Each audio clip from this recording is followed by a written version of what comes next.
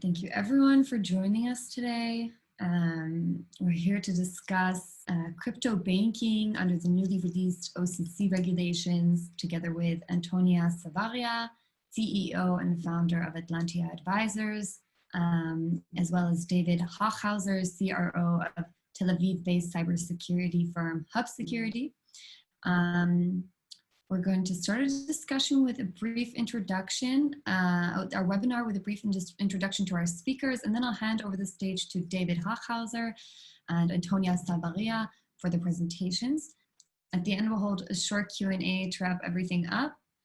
So if you have any questions throughout the discussion, you can drop it in the Q&A section below and just identify who it's directed towards, and we will get to it at the end of the discussion, as usual. So I'm joined now by Antonia Savaria. Hello, Antonia. I don't think, maybe I can't hear you. Can everybody hear?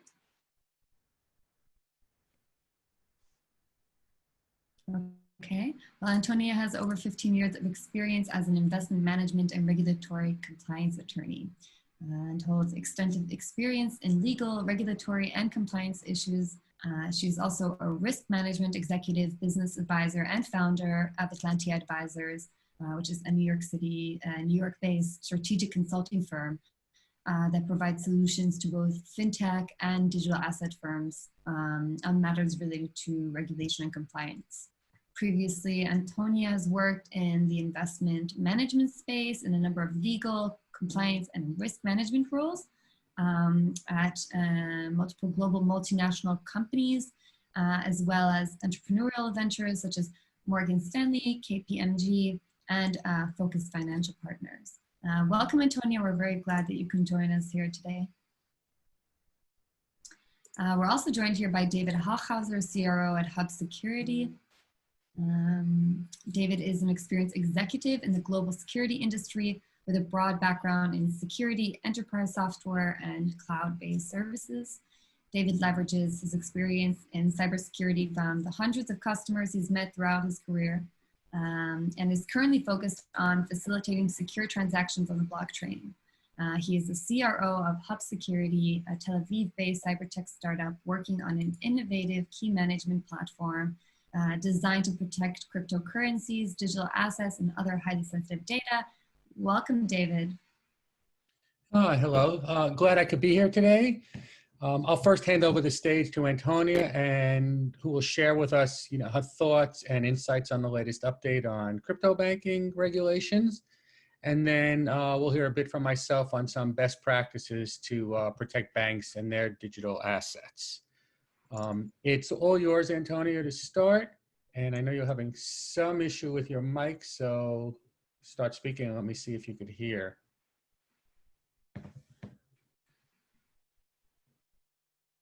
David, can we see your beautiful face? Oh, sure, if you want to see me as well.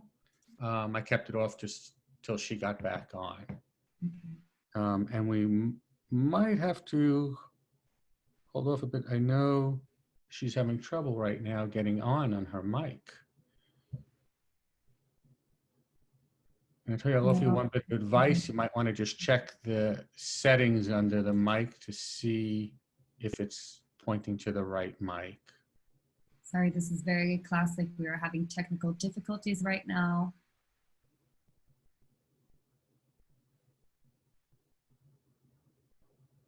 No. Mm-mm.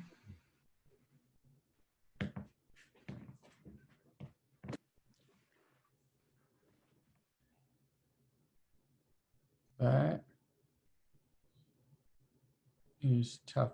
I mean, perhaps while she starts that, if you want, I know she was primary speaker and is going to do most of the speaking and have a short piece at the end, but if we want to reverse that while she corrects the mic, I can go first and start from that perspective. And hopefully her part will correct itself since from that point on. Right. Do you want to do anything? So let me just share my screen.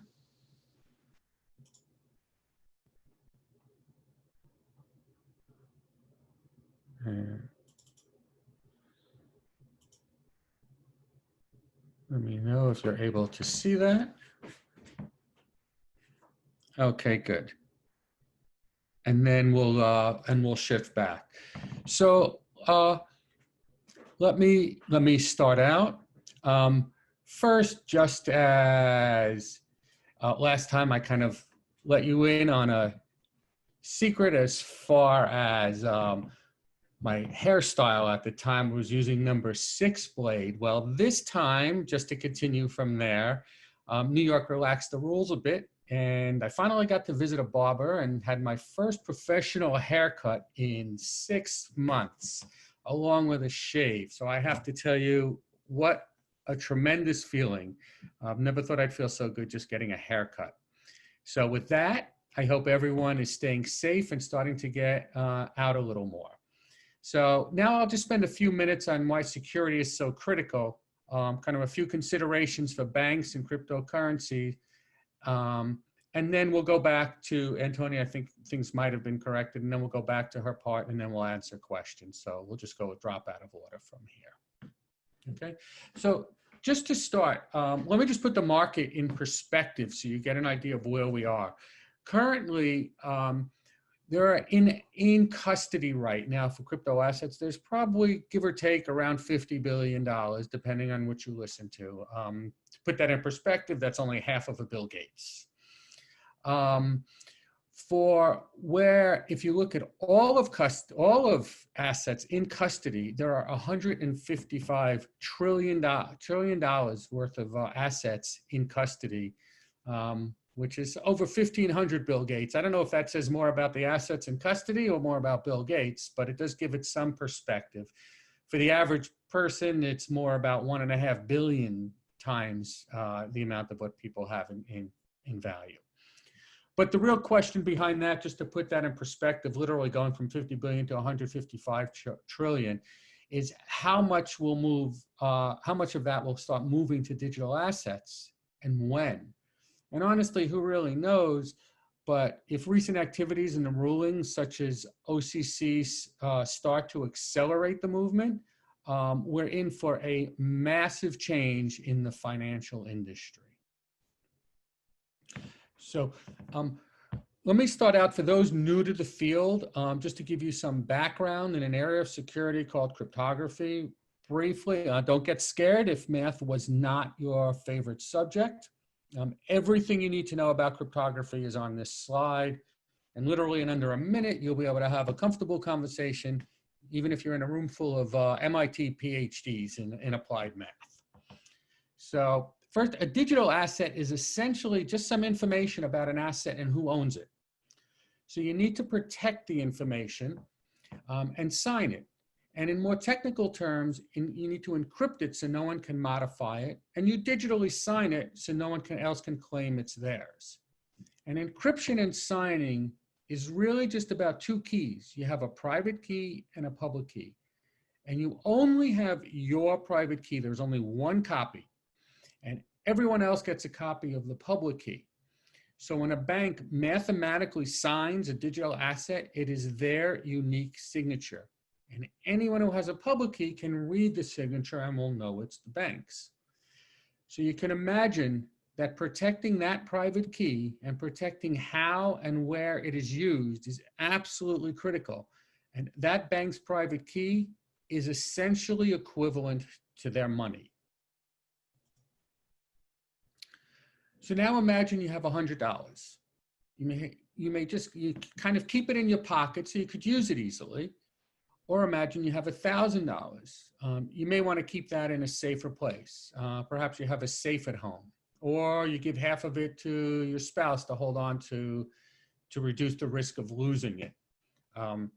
Personal recommendation, go with the safe, or you might find you have a pair of shoes or a new TV instead of $500, but I digress. So how does a digital asset custodian work? So first definition, a hot wallet is, there's 2 terms, hot and cold wallet. The hot wallet is essentially a secure cryptocurrency wallet, and it's connected to the internet. A cold wallet refers to cryptocurrency wallet that is not connected to the internet. And generally, a cold wallet is more secure, and you usually keep higher values in there, and you use the hot wallet for smaller day-to-day transactions. But it's not necessarily more secure. It kind of depends on the approach, which is critical. And there are very broad degrees of security and effectiveness in cold wallets, as well as hot wallets.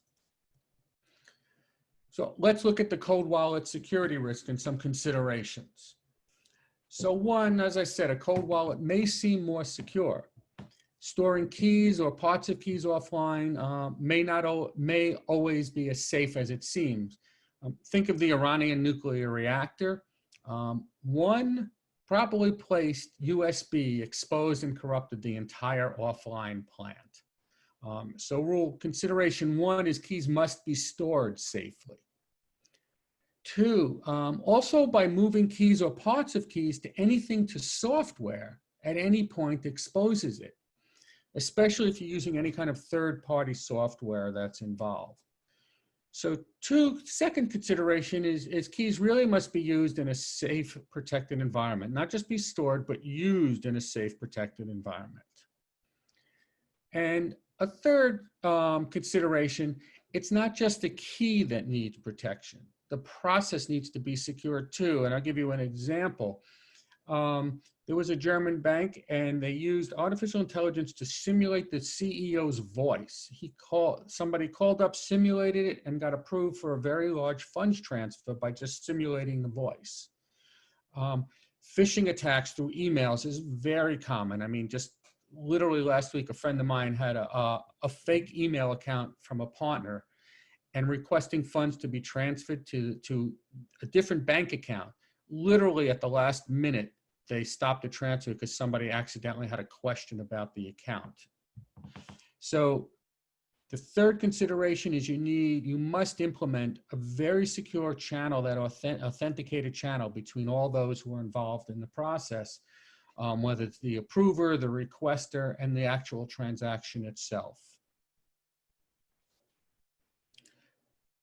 And lastly, consider not only the security, but also security often is considered not as convenient, but it really needs to consider the impact, the business impact on it.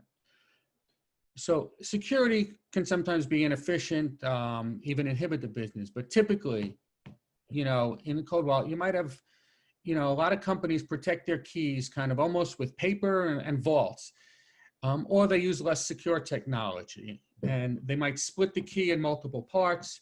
They'll put it in different physical vaults in different geographies. And then when they want to use it, they have to get together, put the key together, get it onto a computer, and it can take hours or even days to sign high-value transactions. So not only are you limiting the transaction volumes, but even think of all the exposures anyway that we saw in the previous slide, you still have all those potential exposures anyway, and it might not be as safe as you think. So interesting, these limitations became even more evident during the pandemic because there were very high value custodian accounts that were extremely limited in high value transfers because they required physical presence to gather keys or split keys, whether they were on paper or sealed in a vault offline. So now, you bring them together, and then you had to bring them together and sign off. And of course, physical presence, I mean, it still often remains a challenge to have physical presence. So having a convenient and remote process, as well as a secure process is actually critical to the business as well to be able to effectively transact the business. Okay, and I'll leave you with one more thought. Most banks also think about the future, and that's kind of where technically something called quantum ready comes in. I'll just leave you with that thought because that's actually a topic for another time. Thank you, and I told you I'd keep my part brief, and the main part is I'm hoping, Antonia, if things are working for you at this stage, I'll hand it off to you. I think we're going to do a bit of a test to see if we can hear her. Antonia? And if we can't, she's going to dial in. So let's just give her a minute. Hi, can you hear me? I'm doing a combination of video and telephone. Okay. Can you hear me? You can place your phone on speaker. That's a very creative way to resolve a technical issue. Can you hear me okay now? Mm-hmm. Yes, okay. Okay, wonderful. Thank you so much. It's a pleasure to be here. Apologies for the technical difficulties on my end, but we'll just take it from here. Before I start the discussion on the interpretive letter and the LCC and what it means for the industry, the crypto custody being allowed now, I wanted to give a little bit more of a background for the participants, and especially those participants that are outside of the United States, who may not be as familiar with the regulatory environment, agencies, and also to provide some statistics and to put everything into context.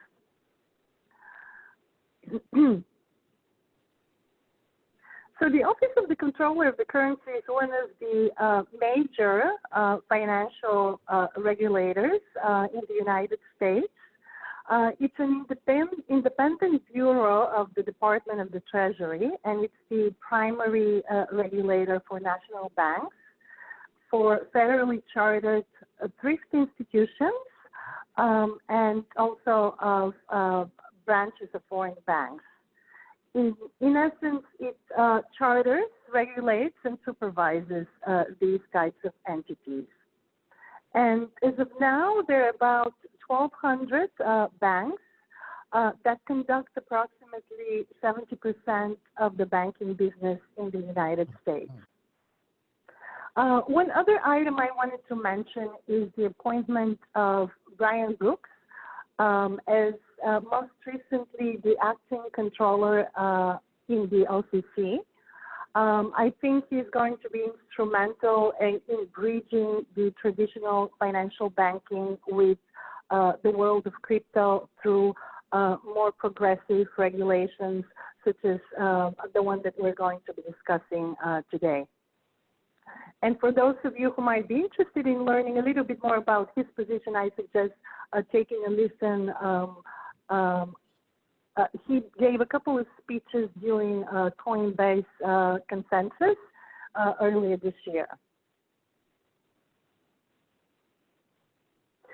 As I mentioned, the regulatory structure, the financial regulatory structure in the United States is very complex. There are multiple agencies, and they have overlapping authority. And David, can we share perhaps the first slide that I had provided? It should be from the Government Accountability Office. Okay, and are you able to see that now? If people can see that, that's for those of us who are visual as me, you can see how on top we can see the major regulators, including the LCC in the third box from left to right, as well as a number of other agencies, including all the way towards the end, the SEC, CFTC, FINRA. So as you can see, these are only on the federal level, but the individual entities on the bottom, whether they're insurance companies, depository institutions, investment companies, investment advisors, they obviously can be regulated by one or more of these entities. And if we can move on to the next slide.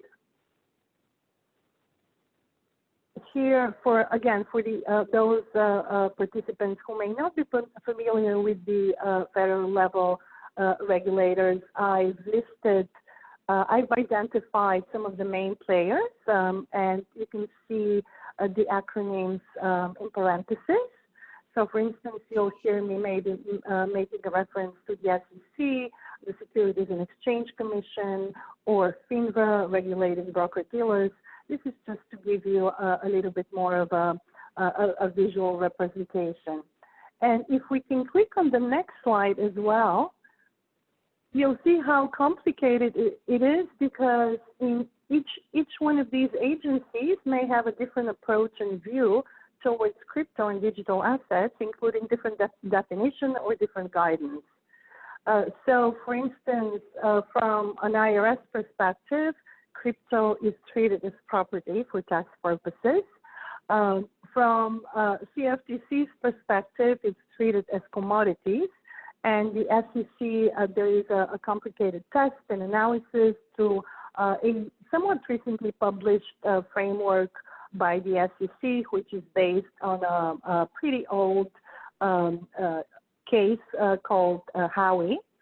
And the analysis normally leads to the digital assets being treated as a security. But again, it's fact and circumstances based. So this kind of gives you a visual representation as well.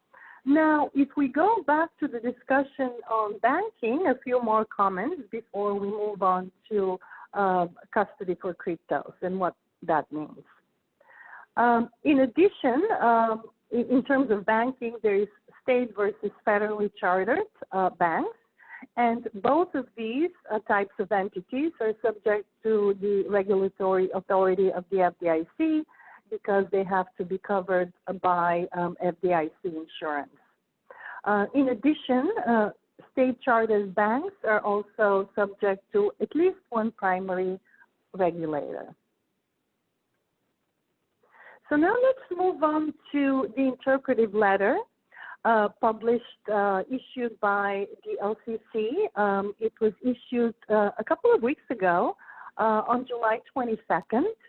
And through the letter, the LCC authorizes national banks and FSAs, Federal Savings Associations, to provide cryptocurrency custody services to their customers, including by holding the unique cryptographic keys associated with the cryptocurrency. The LCC, in essence, recognizes that the financial markets are becoming increasingly more complex and that banks and other service providers need to leverage the new technology and use innovative ways to provide traditional services to their banking customers. By providing custody to crypto, banks can continue to fulfill the financial intermediation function that they have historically played, which means providing payment, lending services, as well as deposit services. The letter also says that crypto custody is a modern form of traditional bank activities for safekeeping and custody, including both physical objects and electronic assets.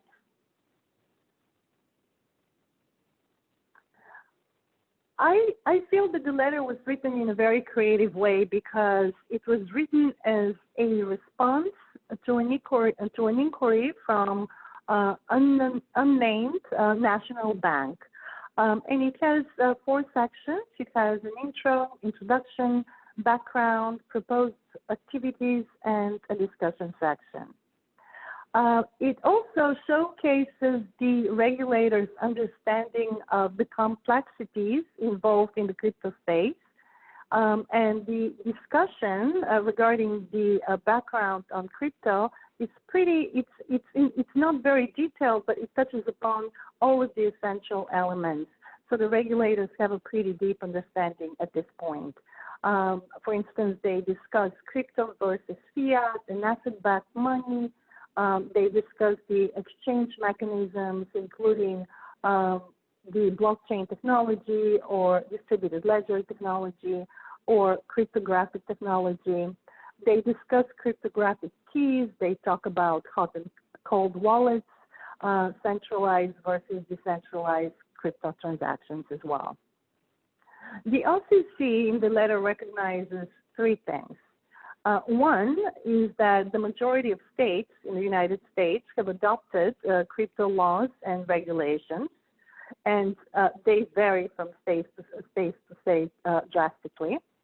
Number 2, that recent surveys show that approximately 40 Americans now own cryptocurrency. And number 3, that institutional investors are now investing in cryptocurrency as well. So why is there increased demand in crypto custody with banks? There are 3 reasons that the LCC has indicated in the letter. The first one has to do with significant losses of value if the cryptographic key is lost. And in the context of crypto, holding digital currency for a customer is the equivalent of taking possession of the cryptographic key for that particular unit in the currency. The second reason is banks can offer more secure storage services compared to other crypto custodians who may be perhaps more vulnerable to cyber attacks, hacking, and other activities such as those. And number 3, investment advisors may want to manage crypto and utilize banks as custodians as well. So let's talk a little bit about safekeeping and custody, because that's a pretty big portion of the discussion in the letter as well. The LCC states that providing custody services for cryptocurrency falls within the long-standing authorities to engage in safekeeping and custody activities, and that this is a permissible form of a traditional banking activity that national banks are authorized to perform via electronic means. And there are a lot of footnotes in the letter that go into detail as to the additional elements, including the custody rule, the custody books, and a number of other useful facts that if you're interested in reading, you may want to take a look at. There are a couple of models that the regulators are discussing that may be relevant in this context. The safekeeping model, which is holding an asset, and in the world of crypto, that would mean holding the cryptographic key. That's more simple, and there is no physical possession of the currency, but mostly possession of the cryptographic key. The second is a little bit more involved, and it's the custody model. And that model involves additional services that banks normally perform for their customer. For instance, cryptocurrency and fiat currency exchange transactions, transaction settlement, trade execution, valuation, tax services reporting, and others as well. And finally, the regulators are pointing between the fiduciary custody versus non-fiduciary custody, and they briefly have a discussion about that as well. Now, some of the measures that the LCC is suggesting that banks need to take in order to start implementing custody for crypto include the following. And the list is pretty long, but let's try to go through it. The crypto custody requires the implementation of adequate systems to identify, measure, monitor, and control the risks of such services. The systems may include policies and procedures, internal controls, and the management information system governing custody services as well. As part of that, internal controls need to be tailored in the context of digital custody, and in addition, legal analysis may be required to ensure that there is compliance with applicable law.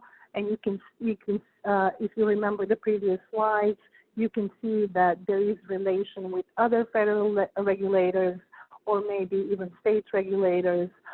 So there is a complex compliance and regulatory structures in addition that needs to be followed. Also, risks associated with an account should be considered prior to acceptance, and there has to be the due diligence that needs to be performed should include compliance with AML rules as well.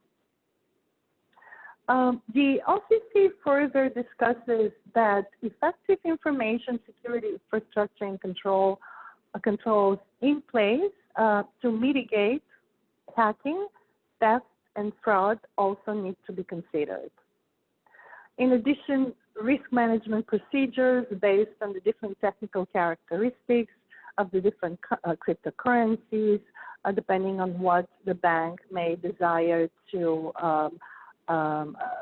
what kind of client, what kind of currency they may desire to offer custody services to.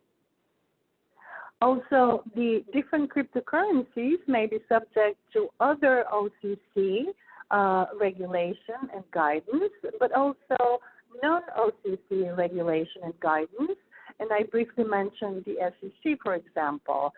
So again, there is that big interplay between different regulatory agencies on the federal level.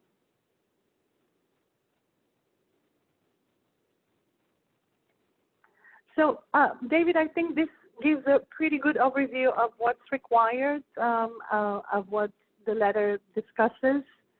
And I think we may be ready to take questions. Okay, good. Shterny, kind of back to you. Yeah, back to me. Well, thank you, Antonia. I think we made the best that we could with the calling in, with the dial-in, and I think it worked out pretty well. So thank you so much, thank you both. I think both of your topics were super fascinating, and I think we have also a lot more to discuss. But I'm glad we got the time to cover what we could today. Now I'd like to just take the opportunity to open the floor to our attendees. So anyone who might have a question, this is your time. This is the time to drop it in the Q&A box or in the chat section. If you can't find the Q&A, that works too. We already have a few questions here, so I'm going to start shooting them off. Important also, if you're dropping a question below, just to specify who the question is directed to, yeah, just let us know who the question is directed to. So we have our first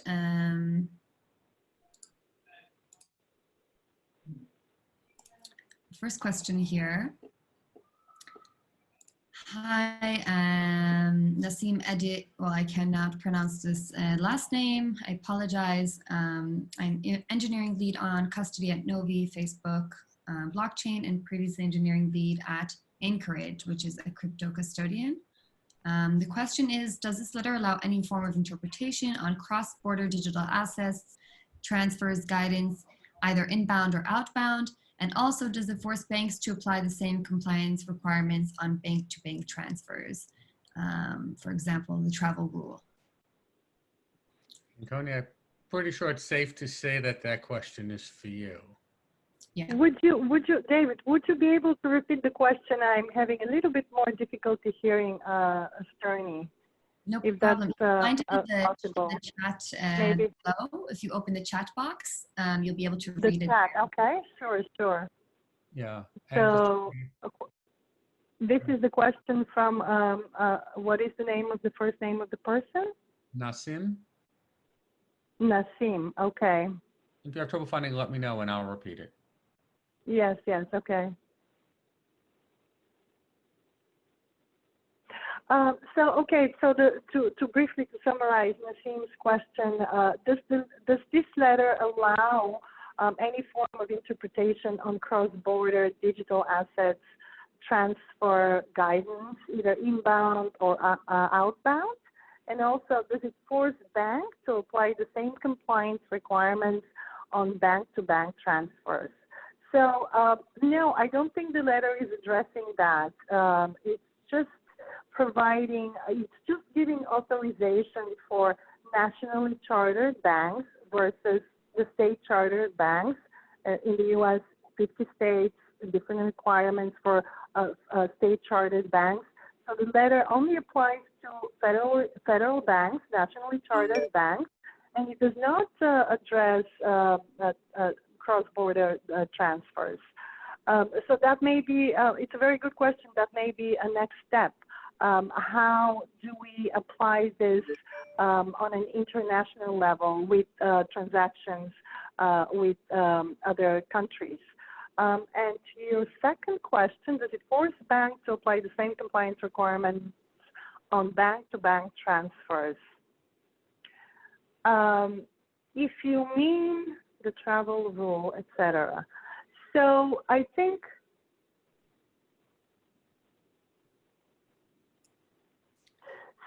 I think this the letter is limited to only the discussion on crypto custody, but it does touch upon the fact that banks may be subject to a number of other rules and regulations by the OCC and also by maybe other federal regulators outside of the crypto custody guidance that they may be subject to. So yes, I mean, the compliance requirements are obviously very extensive. I think that they'll continue to evolve to accommodate that complex world. But I think as of now, this is a great first step because it's addressing something that no major U.S. regulator in the financial space has allowed so far. I'm not sure if that exactly answers your question, but you can reach out to me offline and maybe we can have a discussion on to address your question specifically. Great, and I think that, yeah, David, do you want to add something? Oh, no, I'm fine. I never overrule a lawyer on the topic. Yeah. I think this is why the letter is called interpretive, because we still don't know how to understand it at the moment. And that's a really great question, actually. We have another question here. What do you think will be some of the primary challenges or hurdles for banks adopting? Sorry. Yeah, I guess I will hand this over. Maybe again. Yeah, if you could just repeat the question again, Shterny. Yeah. What do you think will be the primary hurdles or challenges for banks after the release of this letter into the crypto space and providing now crypto services to consumers? Do you want me? Can we? Before we jump into the hurdles, can we address why this is such a positive news? Why it's a good news? Is that okay? Sure. Okay. I think it's a major step because it shows validation, number one, from a major U.S. financial regulator. It also demonstrates the regulator's understanding of the crypto process, including cryptographic keys, the holding cold wallets, and the other items that I mentioned earlier. Unlike several years ago, when you read through various guidance and publications and maybe speeches, you would notice that the terms were used in an inconsistent way. There was no description on the process in some of these publications and guidance. So the regulators have gained a lot of understanding, and obviously, as in any industry, innovation runs much faster, so the regulations need to follow. So either new rules need to be implemented or the old rules need to be modified to accommodate for the new technology. It also indicates the regulator's acknowledgement that crypto is an asset class. It's good also because of the potential trickle-down effect that it can have for other regulators to step forward, either with more specific guidance or with regulations. And because in the U.S. we have federal versus state, it may make things a little bit more uniform, especially if it's coming from a federal regulator. And as another point, also, I think it will foster banking relationships.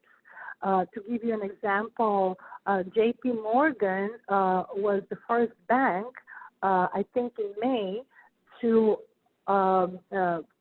have 2 crypto exchanges as its first customers, Coinbase and Gemini. And also, I believe TokenSoft is a customer of J.P. Morgan, but they're a transfer agent, and they've had the relationship for about 3 years now. Now, to the question about hurdles or challenges, I think that one of the big issues would be, will existing crypto traders and investors choose the banks versus the existing crypto native custodians? That may be number one. Number two, from a banking perspective, would be how would banks go about implementing crypto custody for their customers? So they would have to consider the business model, their operational capacity, technical expertise, the financial costs associated with implementing effective internal controls, compliance systems, policies and procedures, etc. And also another big implication would be the interplay with other players in the industry.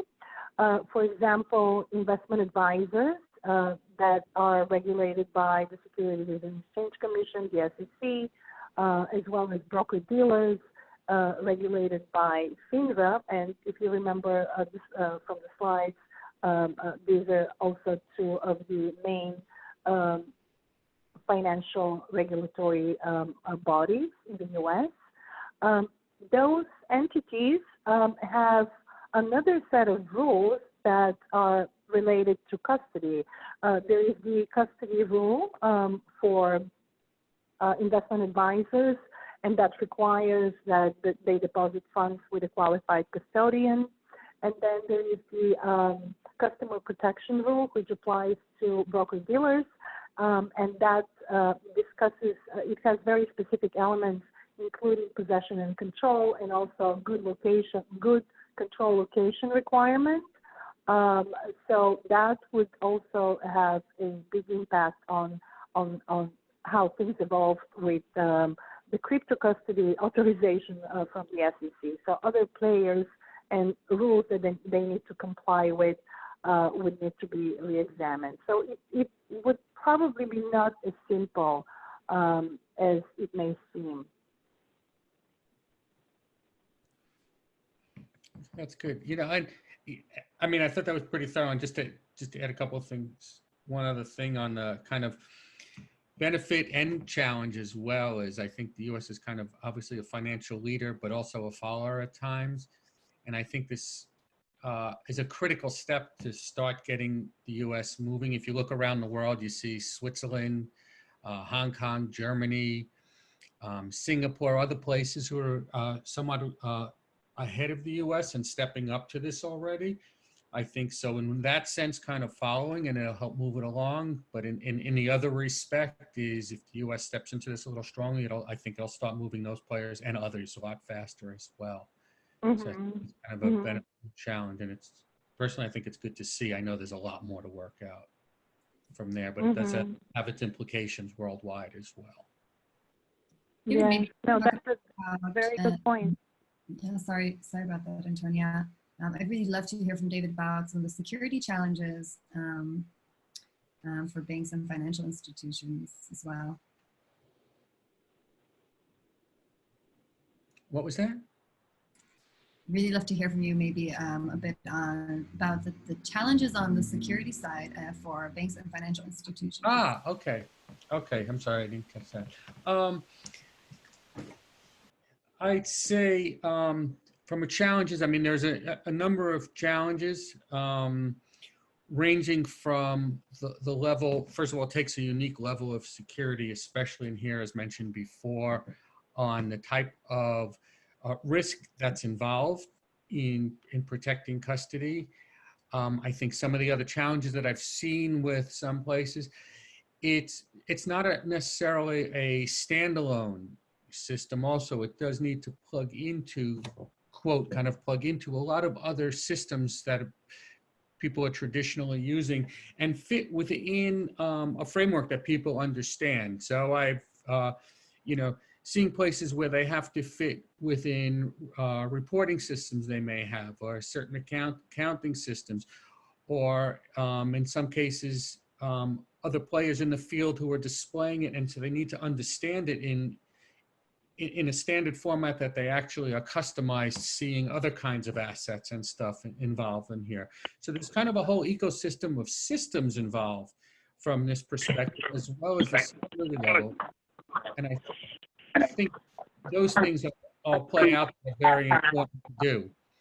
And I'd say the one other thing off the top of my head that I think is important is kind of the level of skill out there. I think it's safe to say it's reasonably limited in places, and I think people will actually need, in most new fields, need some help initially from that perspective. There are some excellent people personally, if somebody does need some help in how to go about doing some of this, there are some excellent people I know, not necessarily in our company, but also as well who could help with some of the broader picture and how to go out planning it, because I think that's going to be a real challenge at the same time as how to deal with the technical skills that are going to be required to do it. So I think the advantage is at least there are some really good technologies. Obviously, ours thinking is the best, of course, we say that objectively, that really have some good experience and have built in a lot of capabilities that will help in many of these cases. But don't downplay the other resources that are going to be and skills that will be needed. Yeah, definitely. Thank you. I think we have a final question here, and it's for Antonia, and it's quite long. So and maybe you can see it also in the chat box. So the question goes as follows: many experienced crypto holders are concerned about rehypothecation of their holdings by crypto custodians, and there is no mention of whether this is allowed in the recent federal letter. What is your understanding of whether this should be allowed, considering that crypto is lightly considered under most federal and state banking laws? Is considering how crypto is considered. That's a really good question. And I actually, I read a couple of articles that discuss that question, and that seems to be concerned in the community, which is why I mentioned as one of the hurdles or challenges, whether or not crypto holders, traders, investors would be willing to go into that realm, because when you think about the whole community of blockchain, crypto, fintech, and all of the innovation that's taking place, initially it started taking even the peer-to-peer networks where there is no other intermediaries from the traditionally established financial institutions or financial structure. So the whole idea was to kind of innovate a different way, different from the existing infrastructure. So many of those innovators and the participants in the ecosystem found that very appealing. And that was one of the reasons they wanted to join more innovative companies or crypto native custodians because of that flexibility. So it's a question of, it's not addressed in the letter, but it could be a possibility, and so that will have ramifications down the line. It's a question of time, but on the other perspective, on the other side, I feel that which is addressed in the letter and by the LCCs, that banks, because of the existing regulatory environment, they need to have certain things in place, internal controls, policies, and procedures from a custody perspective and from many other perspectives that perhaps would offer more security and would prevent hacking or cyber attacks or any other attempts. So it's a question that it's a really good question, and I also have been thinking about that and having discussions with others in the space. We have to see, but the quick answer is no, I don't think it's addressed in the letter.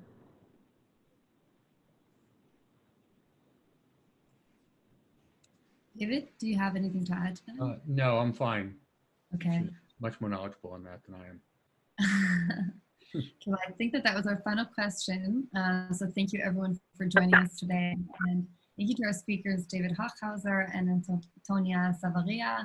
We hope that you're safe and healthy at home. And we look forward to hosting many more discussions like these.